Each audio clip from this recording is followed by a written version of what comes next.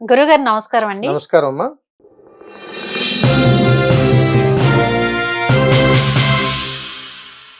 ఇప్పుడు మహా కుంభమేళ తర్వాత అంతటి మహా జాతర మేడారం జాతర. అవును. ఇప్పుడు కొత్త గద్దెలు నిర్మిస్తున్నారు. చుట్టూ పెద్ద పెద్ద స్తంభాల్లాగా పేరుస్తూ వస్తున్నారు. అవును. అయితే ఇలా చేయడం వల్ల ఉమ్, వాళ్ళ సంస్కృతి సాంప్రదాయాలు ఉమ్, దెబ్బతింటాయి ఉమ్, అని కొంతమంది వాదిస్తున్నారు. ఉమ్. మీరేమంటారు? ప్రేక్షక మహాశయులందరికీ కూడా శుభాశీస్సులు. అమ్మ, మేడారం అని పేరు అనగానే ఉమ్, సమ్మక్క సారం సారలమ్మ, సారాలం. ఆ, సమ్మక్క సారలమ్మ అనేటువంటి నామాలు మనకు గుర్తొస్తాయి. ముందు ఈ ప్రయాణం ఏంటో మనం తెలుసుకున్న ఉమ్, తర్వాత అసలు మారిస్తే ఏమవుతుందో అప్పుడు తెలుసుకుందాం. పూర్వకాలంలో మనకు దేవీ దేవతలను దర్శించుకోవాలని అంటే ఉమ్, ఎలా ఉండేది ఏంటో మనకు తెలియదు. కానీ రాజ్యాధికారంలో రాజులు అంటే కాకతీయ వంశం కాడి నుంచి ఉన్నాయి ఇవన్నీ. ఉమ్, ఏది సమ్మక్క సారక్కవి. ఉమ్, అందుకని అప్పుడు యుద్ధానికి వీరనారులుగా కూడా వీళ్ళని కొలుస్తారు సమ్మక్క సారక్కల్ని. అంటే అంతటి వీర చరిత్ర కలిగినటువంటి వీరిని ఉమ్, గిరిజన ప్రాంతాల వాళ్ళు ఆరాధ్య దైవంగా మార్చుకున్నారు. అందుకని వీరు గిరిజనులకు ఆరాధ్య దేవతకు ఉన్నటువంటి వీరికి స్వరూపం లేదు. ఉమ్, వీరు ఆరాధన చేయడానికి ఎలాంటి విగ్రహాలు వీళ్ళు పెట్టుకోలేదు. ఒక మట్టి దిమ్మలను పెట్టుకొని వాళ్ళు ఆరాధన చేస్తారు. దీని పరమార్థం ఏమిటనంటే ఉమ్, బంగారం నైవేద్యం పెట్టాలా, లేకపోతే ధనాన్ని ఇవ్వాలా, ఇంకోటి ఇవ్వాలా కాదు, బెల్లాన్నే ఇస్తారు. ఉమ్, బెల్లం మాత్రమే అమ్మవారికి నైవేద్యం ఇస్తారు. ఉమ్. బెల్లం మాత్రమే అక్కడ సమర్పిస్తారు. ఎందుకని అసలు దీని పరమార్థం తెలియజేస్తారు. ఉమ్, ఈ మేడారం జాతరలో గిరిజన ప్రాంతాలలో వాస్తవికంగా చెప్పాలంటే అడవి తల్లి అమ్మ, ఉమ్, వాళ్ళని మనం కాపాడుకుంటున్నామనంటే గిరిజనుల యొక్క ఆరాధ్య దైవం. ఈ రోజు అడవులు ఇవన్నీ లేకపోతే సమస్త మానవాళి సర్వనాశనం అయిపోతుంది. ఉమ్, వీళ్ళని కాపాడుకోవడం కోసం వీరనారీతత్వం కలిగినటువంటి వాళ్ళని వీరు గద్దె అనేటువంటి పేరుతో ఆరాధన చేయడం జరుగుతుంది. అందుకని సమ్మక్కను అడవి నుంచి సారలమ్మకు మేడారం తీసుకొస్తారు. ఉమ్, అలా తీసుకొచ్చేటువంటి అద్భుతమైనటువంటి జాతర ఇది. ఈ జాతరలో పాల్గొంటే చాలు తల్లి, ఉమ్, గ్రామదేవతల అనుగ్రహం దక్కుతుంది. అందుకని గద్దెను నువ్వు దర్శించుకోగానే ఒక అతీతమైనటువంటి శక్తి ప్రసరణ నీలో జరుగుతుంది. ఇది పొరపాట్లు కాదు. ఎందుకనంటే వారి యొక్క శక్తి ప్రసరణ జరగటానికి ఏమో ఇప్పుడు అనుగ్రహం వచ్చింది. అందుకనే దానికి నిర్మాణాలు జరుగుతున్నాయి. ఉమ్, అంటే ఏదో ఒక వ్యక్తి ద్వారా అది ప్రేరణ జరిగి ఒక అద్భుతీయమైనటువంటి కట్టడాలకు దారి తీస్తుంది. వాళ్ళ తరం అయిపోద్ది, వాళ్ళు వెళ్ళిపోతారు. మరా తరంలో ఇంకా పెద్దగా జరగవచ్చు. అందుకని ఇప్పటికీ మీరు గమనించండి, గ్రామ దేవతలు దేవాలయాలు ఉంటాయి. ఉమ్. ఎలా ఉంటాయి చాలా ఊళ్ళలో? చిన్నవిగా ఎవరు పట్టించుకోరు. పట్టించుకోరు. అంటే ఆవిడకి ఎవరు పని పాట లేదు ఆవిడకి.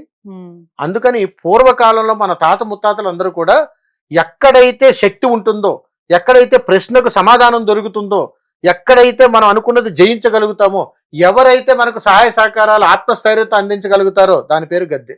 ఉమ్, అర్థమైందా తల్లి? అందుకని సారలమ్మ అనేటువంటి మహాశక్తితోటి ఉమ్, ఒక యుద్ధానికి మనం సంకల్పం చేసుకునేటువంటి ఆలోచన తత్వం ఎలాగైతుందో మనం విజయం సాధిస్తామో, వారిని దర్శించుకుంటే చాలు, ఆ గద్దె దగ్గరికి వెళ్తే చాలు, బెల్లాన్ని సమర్పించి ఆ తీపి కవురుని మనం అందుకుంటామని చెప్పి మహాసంకల్పంతో వాళ్ళకి సమర్పిస్తారు. ఉమ్, చాలా యోగకరమైనటువంటి అనుగ్రహంతో కూడుకున్నటువంటి జాతర. వాస్తవికంగా మీరు అన్నారు కుంభమేళాన్ని తలపించేటువంటి రీతిలో మేడారం జాతర అంతకంటే ఎక్కువగా ఉంటుంది. ఆ, అంతకంటే ఎక్కువ. ఎందుకంటే అడవి తల్లి బిడ్డలందరూ వస్తారు. ఉమ్, మామూలుగా ఉండదు. ఎందుకంటే భారతదేశం చుట్టుపక్కల నుంచి ఉన్నటువంటి గిరిజన పుత్రులందరూ కూడా దర్శించుకోగలిగేటువంటి ఆరాధ్య దైవం సమ్మక్క సారలమ్మ. వీళ్ళని దర్శించుకోవడం ద్వారా వారి జీవితాలు బాగుంటాయి. ఉమ్, అందుకని ఎప్పుడు కూడా ఆ వాళ్ళెవరున్నారులే ఏదో గ్రామ దేవతలేనంటే ఊరికి మంచి చేశారు, ఉమ్, అడవి తల్లి బిడ్డలయ్యారు, 10 మంది బాగు కోసం ఉన్నారు, అడవి రక్షించబడుతుంది, వీళ్ళ కాపలా ఉంటున్నారు. ఉమ్, అందుకని మేడారంలో సమ్మక్క సారలమ్మ అనేటువంటి వాళ్ళు ఎప్పటికీ కూడా అడవి తల్లి అమ్మను కాపాడుతూనే ఉంటారు, ఉమ్, గిరిజన పుత్రులను కాపాడుతూనే ఉంటారు.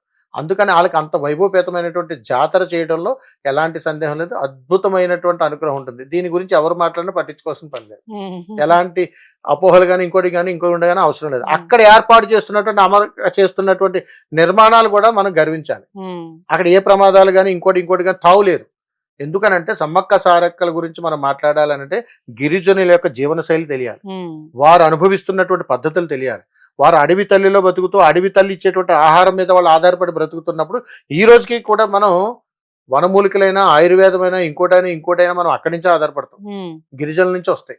అలాంటి అద్భుతీయమైనటువంటి సంపద ఉంది. ఉమ్, ఈ సంపదకు ప్రతీక గిరిజనులకు ఆరాధ్య దైవము, ఒక శక్తికి ప్రతీక, కాబట్టి గ్రామ దేవతలకు ప్రతీక. ఉమ్, అందుకని అంతటి అతీతమైనటువంటి శక్తి ఉంటుంది. ఇప్పటికీ మీకు చెబుతున్నాను, మీరు విజయవాడ వెళ్ళండి, ఉమ్, లేకపోతే పెద్ద పెద్ద దేవాలయాలకు వెళ్ళండి, ఎక్కడో అమ్మవారి దగ్గర వెళ్ళండి, పొర్లు దండాలు పెట్టండి, రానంత పుణ్యం. ఉమ్, మీ ఊరు గ్రామ దేవత చుట్టూ 3 ప్రదక్షిణలు చేయండి, మీరు అనుకున్న పని అవ్వకపోతే అడగండి. ఉమ్, అంతటి అద్భుతమైనటువంటి శక్తి గ్రామ దేవతలకు ఉంది, అలాంటి యథాశక్తి ఇక్కడ ఉంది. కాబట్టే మీకు ఒకటే తల్లి, అక్కడ ఆరాధన అందుకుంటున్నారు, పూజలు అందుకుంటున్నారు, అంతమంది వచ్చి వారి యొక్క సంకల్పాలు చెప్పుకుంటున్నారంటే అక్కడ ఏంటి? ఉమ్. నమ్మకం. నమ్మకాన్ని యథాశక్తిగా అక్కడ మనం చూపించగలుగుతున్నాం. అందుకని అంత గొప్ప శక్తి ఉంది కాబట్టి దాన్ని మనం తప్పు పట్టాల్సినటువంటి అవసరం లేదు. బెల్లం గురించి ఏంటి అసలు ప్రత్యేకంగా? తీపిని అంటే మీకు ఏమైనా అవగాహన ఉన్నదా తల్లి? లేదు. ఆ. ఉమ్, బెల్లాన్ని ఎందుకు సమర్పిస్తారు అని అడిగితే దీనికి ఒక చిన్న కథ కూడా ఉన్నది. ఆ కథని ఇప్పుడు నేను మీకు తెలియజేస్తాను. ఉమ్, ఓకేనా? ఉమ్, సమ్మక్క సారలకమ్మ వీళ్ళు గిరిజనుల యొక్క వీర దేవతలు. ఉమ్. మీరు గుర్తుపెట్టుకోండి, గుడి కాదు, గుడి కాదు. గోపురము కాదు, వీరనారీ దేవతలు. అంటే వీరు వీర తిలకం దిద్దించుకున్నటువంటి చరిత్ర కలిగినటువంటి వాళ్ళు కాబట్టి సమ్మక్క సారలమ్మకు ఎందుకు బెల్లం పెడతారని అడిగారు చూసారా? గిరిజన ప్రాంతంలో ఎక్కువగా తీపి రకమైనటువంటి పదార్థాలనే వాళ్ళు వ్యవసాయంగా పెంచుకున్నారు. ఉమ్, చెరుకు వ్యవసాయంగా, బెల్లము వ్యవసాయంగా, అలాగే తీపి రకానికి సంబంధించినటువంటి ప్రతి పదార్థము వాళ్ళకి ఆధారభూతమైనది. దానికి ప్రతీకగా సమ్మక్క సారలకు ఆ తీపికి సంబంధించినటువంటి పదార్థాన్ని బెల్లంగా తయారు చేసి బెల్లాన్ని ఇస్తారు. ఉమ్, దీంట్లో ఉన్నటువంటి పరమార్థం అది. అదండి. అందుకని ఏంటంటే గిరిజనుల్లో పండేటువంటి పంట, వాళ్ళు చేసేటువంటి ఆధారపడినటువంటి విధానం, తీపికి సంబంధించిన చెరుకు సంబంధించి తీపికి సంబంధించిన ప్రయాణాలు వాళ్ళు ఉన్నారు కాబట్టి, ఉమ్, గిరిజనుల యొక్క వీరనారీ తత్వం ఇది కాబట్టి, వాళ్ళ ఆరాధ్య దైవం అదే కాబట్టి, వాళ్ళు పండించినటువంటి పంటల్లోంచి ఎక్కువగా దీని మీద ఆధారపడ్డారు కాబట్టి ఆ బెల్లాన్ని అక్కడ సమర్పిస్తారు. అదే ఆనవాయితీ. అంతే తప్ప దీంట్లో ఎలాంటి శాస్త్రీయ విధానాలు అనేటువంటిది ఏదీ లేదు. ఏమీ లేదు. అది. చాలా చక్కటి విశ్లేషణ ఇచ్చారండి. నమస్కారం. శుభం.